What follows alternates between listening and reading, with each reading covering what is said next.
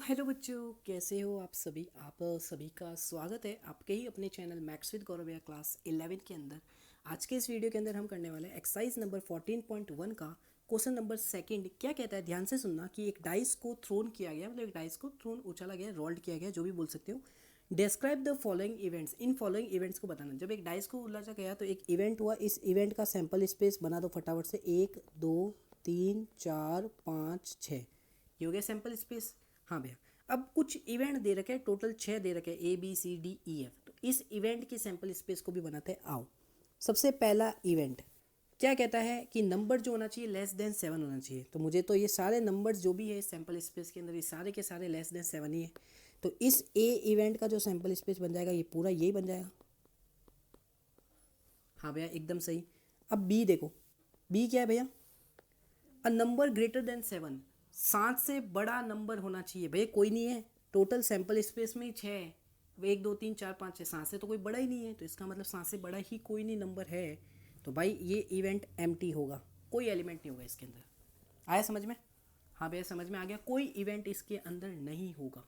ठीक है, नेक्स्ट देखो सी क्या कहता है कि मल्टीपल ऑफ 3 होने चाहिए। तो इनमें से कौन कौन से है जो मल्टीपल ऑफ 3 है? 2 ही है, 3 और 6। हाँ भैया, डी क्या है, a number less than 4। Less than 4 मतलब 4 से छोटे, तो 1 2 3 ही है इनमें से। देखो ना, सैंपल स्पेस में, टोटल सैंपल स्पेस में जितने भी ये सैंपल पॉइंट्स है, इसमें लेस देन क्या बोला है? 4। तो वो कितने हैं? टोटल 3 ही तो है, ये 1 2 3 ये आ गए। नेक्स्ट देखो EABCDE। ई में क्या होगा? An even number greater than 4, मतलब ऐसा इवन नंबर जो 4 से बड़ा हो। तो वो तो एक ही है, वो होता है 6। हाँ भैया, लास्ट बचा है मेरे प्यार बच्चों एफ, और वो क्या है देखो, वो है आपका a number not less than 3। Not आया देखो, एक नंबर जो 3 से छोटा नहीं होना चाहिए।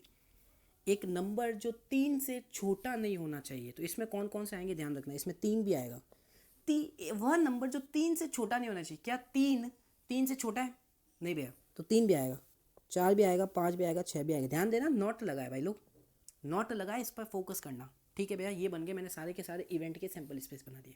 अब भैया क्या कह रहा है, also find A union B निकालना है। ये सब कुछ चीज़ें निकालनी है, आओ एक एक करके निकालते हैं। सबसे पहला ए यूनियन बी, अब आना चाहिए। देख लो जल्दी से, इन दोनों का यूनियन ए यूनियन बी में क्या क्या आएंगे? ये आएंगे 1 2 3 4 5 6। आई होप समझदार को समझ गए होंगे। दूसरा क्या पूछा था? ए इंटरसेक्शन बी निकालना है। अब इन दोनों में कॉमन पार्ट क्या है भाई लोग, बता सकते हो? इन दोनों सेट में कॉमन पार्ट क्या है? 5। खाली सेट ही है, तो इसका आंसर तो सिर्फ यही आएगा। कॉमन पार्ट चाहिए क्योंकि ए इंटरसेक्शन बी निकाल रहे 5। तीसरा, बी यूनियन सी निकाल लो। तो बी यूनियन सी क्या आएगा भाई लोग? देखो बी किधर है, ये रहा, यूनियन कर रहे हो इसके साथ, तो 3,6 ही आएगा, 3,6 ही आएगा। नेक्स्ट है ई इंटरसेक्शन एफ, ई का एफ के साथ इंटरसेक्शन। तो करके देखो क्या आता है भाई लोग। कहाँ है ई? ये रहा, एफ ये रहा, इंटरसेक्शन में क्या आएगा? 6 दोनों में कॉमन है, तो यही आएगा सिर्फ, खत्म। नेक्स्ट देखो डी इंटरसेक्शन ई का क्या आएगा भाई? किधर है डी? डी को देखो, ये रहा। ई किधर है भाई लोग? ये रहा। दोनों में कोई कॉमन है? कोई कॉमन नहीं, कुछ भी कॉमन नहीं, इसका मतलब 5 आएगा। ठीक है, नेक्स्ट क्या पूछा है? देखो यहाँ तक पहुँच गए, ए माइनस सी। ए माइनस सी, ए माइनस सी का मतलब ए के सारे एलिमेंट्स, लेकिन वो नहीं जो सी के अंदर हो। तो चलो पहले तो ए पे आ गया, मैं सी पे आ गया। ए के सारे एलिमेंट्स लेकिन वो नहीं जो सी में हो। तो सी में तो 3 है, क्या 3 ए में है? हाँ भैया, तो हटाओ इसको। सी में 6 भी है, क्या 6 ए में है? हाँ भैया, तो आंसर में क्या क्या आएगा? 1 आएगा, 2 आएगा, 4 आएगा, 5 आएगा। आई होप ये सारे सेट्स की बातें आपको पता होनी चाहिए। ठीक है भैया, नेक्स्ट क्या है? नेक्स्ट निकालना है, ए माइनस सी हो गया, डी माइनस ई निकाल लो।